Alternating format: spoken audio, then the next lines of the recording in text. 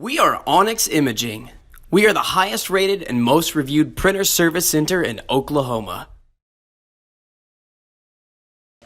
Hey there YouTubers, it's your girl Brett over here at Onyx. Today I'm going to show you how to change your toner on an HP MFP M-130. So this printer takes a 17A for the toner.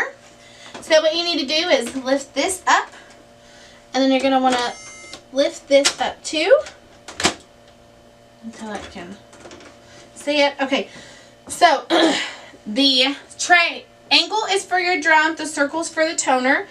So you'd have to take the one with the circle off. So just grab that handle and pull it out.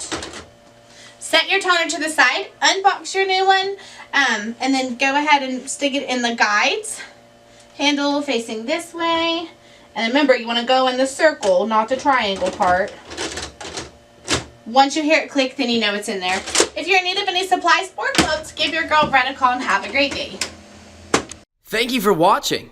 If you're interested in how you can receive free labor on all of your service calls, as well as how to qualify for free printer upgrades, contact us today. We are here for all of your printer and office supply needs.